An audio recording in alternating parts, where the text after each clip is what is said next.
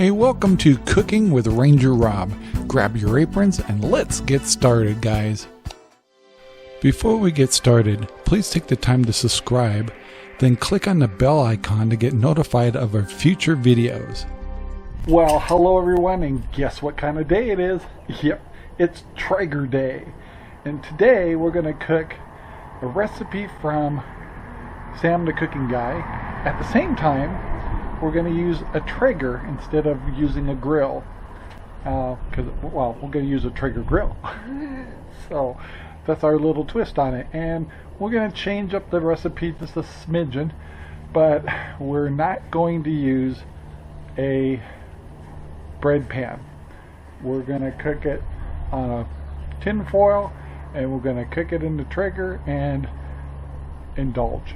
And what's really going to be nice about this is it's going to be much more than what we can eat tonight, but the leftovers is what the special privilege is of making too much meatloaf.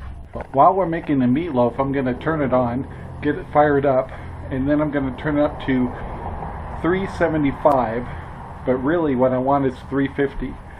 And I'm using mesquite for this, and we want to get the internal temperature of the meat up to 155, and also we want to cook for about 40 minutes and above. We'll be checking the temperature, but we're looking for that 155. One of the things I want to do before I make my meatloaf is I want to make a red sauce, and I want it to be a little bit zesty, so I'm going to use tomato paste, and I'm going to use a little bit of crushed red pepper, and I'm going to use about a tablespoon and add it into a bowl, and that's going to be used for the inside and outside of my meatloaf.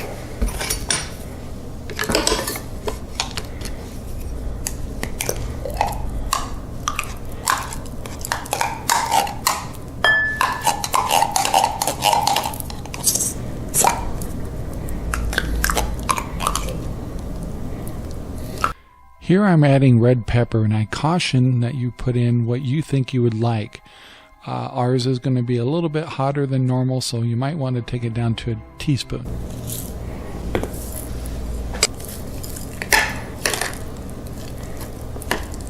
Before we start mixing our meats together, I had to cut up some celery. And so I just grabbed maybe 6 pieces of celery and just cut them up into small wedges. And then I already had some pre-cut yellow onions, and I'll show you those in a moment. While we're making the meatloaf, I'm going to turn it on, get it fired up, and then I'm going to turn it up to 375, but really what I want is 350.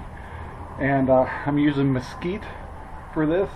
And we want to get the internal temperature of the meat up to 155, and also we want to cook for about 40 minutes and above.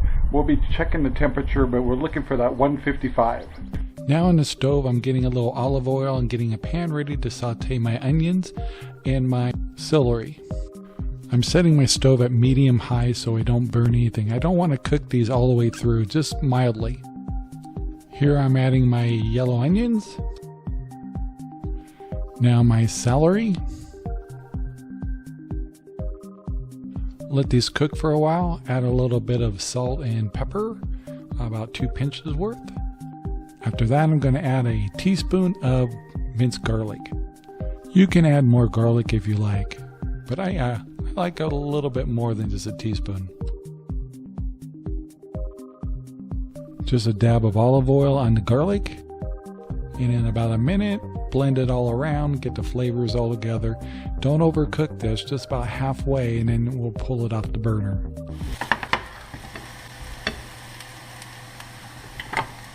Some of the spices we'll be using is kosher salt, pepper, Worcestershire sauce, tomato paste, red pepper, and Italian seasoning. We'll also be using Parmesan cheese, Monterey Jack, and also mozzarella cheese, which isn't in the picture. Okay guys, it's ready to go.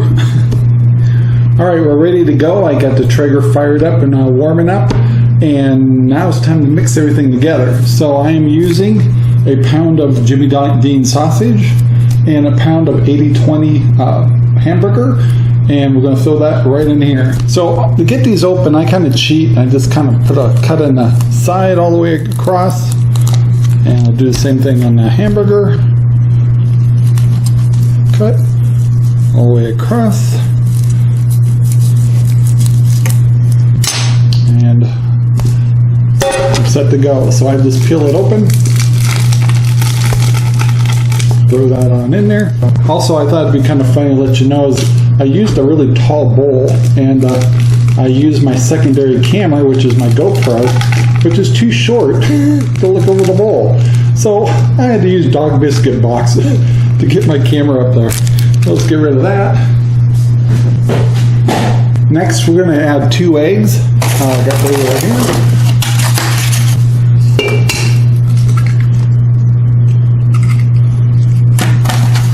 One,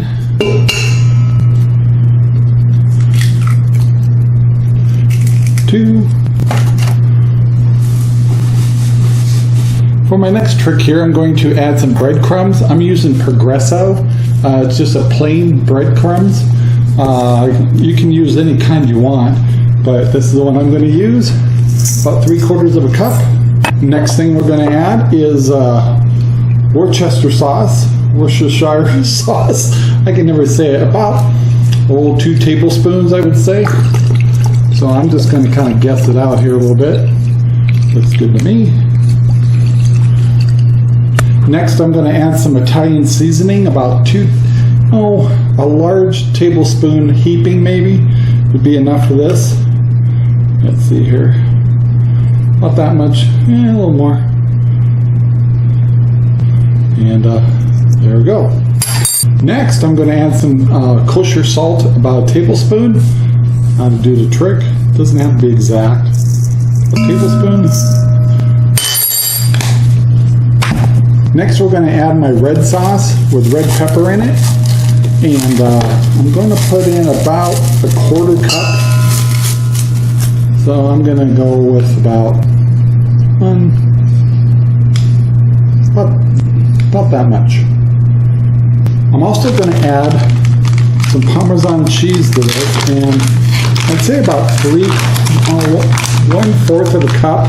I'm just going to use my leftover, which is about that much. So I'm just going to dump that right on in here. Wish I had a little bit more, but that'll work. Now we have all those ingredients in there. I'm going to add in my vegetables, which are on my stove.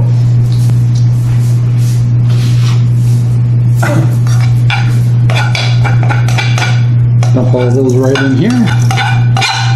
Next, we're going to blend this by hand. What you didn't see is I've washed my hands. I've actually washed my hands several times, if you're wondering. And we're going to blend this together, and there's nothing like just using your hands. I'm going to try to get my camera a little easier so you can see it. But we're going to blend it, and we're not putting it into a cake pan or a bread pan. We're going to put it on a tin foil and make it into a loaf, and then we'll add some stuff to it. So here we go.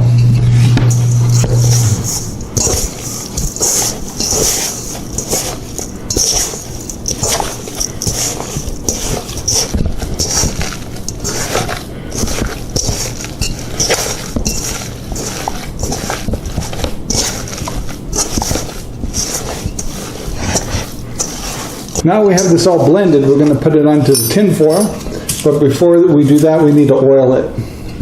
Okay, we're going to oil this tin foil, and I just like to put a couple of squirts of olive oil on it. Get one of these squirt bottles, it's the way to go. Then I just get a paper towel and just spread it around. And that should keep it from sticking too bad. Away. Alrighty, I have this all mixed up again, and got my tin foil all oiled up. I'm going to put this right here, and I'm just going to form it into a loaf.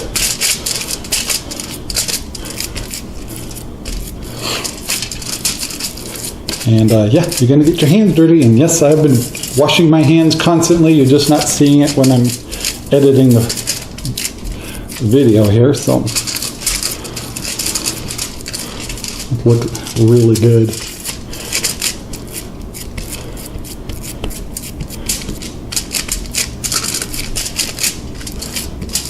Don't know, I got one end a little thinner than the other, like I'm trying to taper it here or something, but yeah, it's looking kind of pretty.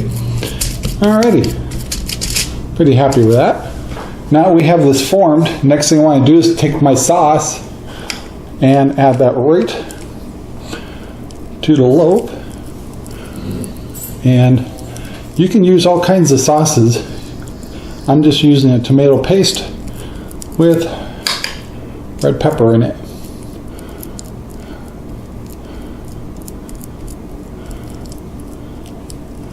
And we want to get this all over the whole loaf.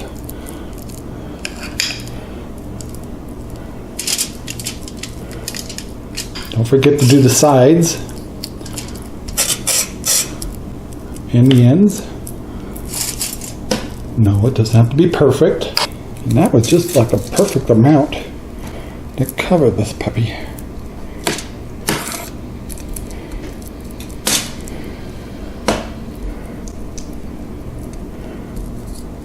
All right. Now we want to cover this with cheese. Now I had a choice of using, well, two cheeses. I like mozzarella cheese and Monterey Jack. So it's mixed together. So I did that prior to the show here. And we're just gonna smother that in yummy cheese.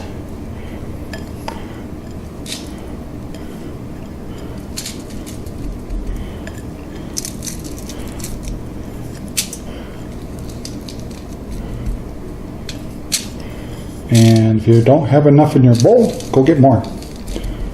I'm going back to get a little bit more mozzarella cheese for the ends.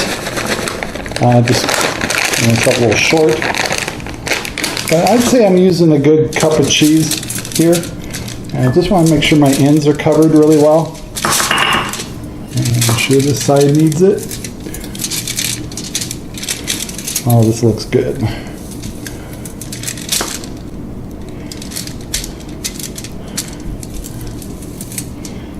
All right. After you put the cheese on, what we want to do is just turn this tin foil into one giant cookie sheet so it doesn't leak. And we're going to put this whole thing in the grill.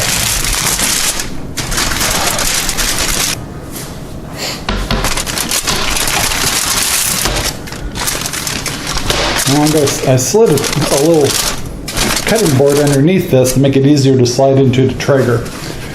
So once again, the Traeger should be set at 375, which means that your Traeger will probably be up to 350. There's about a 20-degree difference in my Traeger. And we want to get the internal temperature up to 155.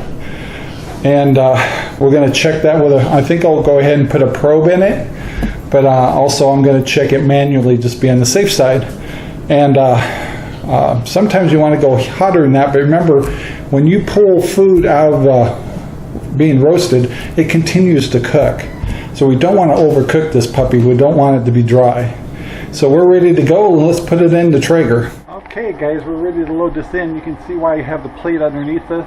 This is a plastic plate, so I can't leave it on the grill at all or it's going to melt. But it will help me just slide it right into the Traeger. So here we go.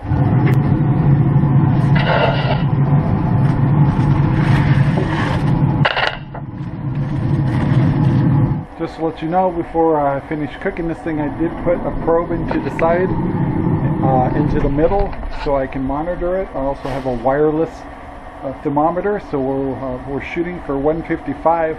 I'm still going to probe it with a manual thermometer just to make sure I'm hitting 150 to 155. And even if you take it off a little cool, remember it will still cook even when you pull it out. So yeah, 155, here we go. I just checked the measurement, we're at 145. I just got a peek, and so let's peek.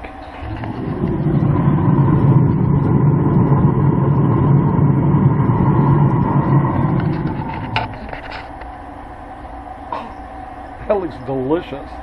So yeah, we're gonna get about 10 degrees to go, and we'll shut her down, pull it off, let it rest for a little bit. And I'm going to make some mashed potatoes and a little corn on the side and make some gravy and heaven.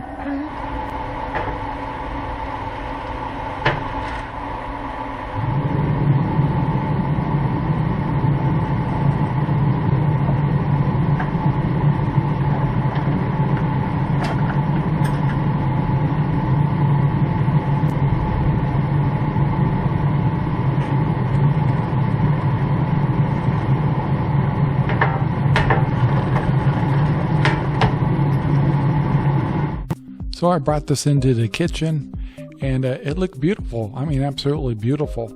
And so the next thing I wanted to do is just cut into the side of it and see what it looked like inside. And it has a hard crust because of the cheese, but when you open it up, it has kind of a red color to it because of the tomato paste I used, and it was cooked perfect. And so I just pulled a piece to the side so you could see the inside of it.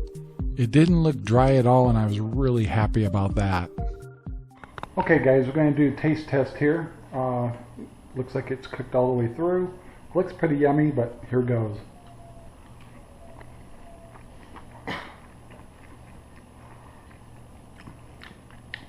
It's good. It's got a little kick to it, and it's not dry. So good stuff. Oh, what do you think? Good. Has it got a little kick to it? A little bit, not too bad. Yeah. So anyways, it's actually really good. It's a little different texture than a normal meatloaf, but it's got cheesy and a crust on the outside, and also with a red pepper in it.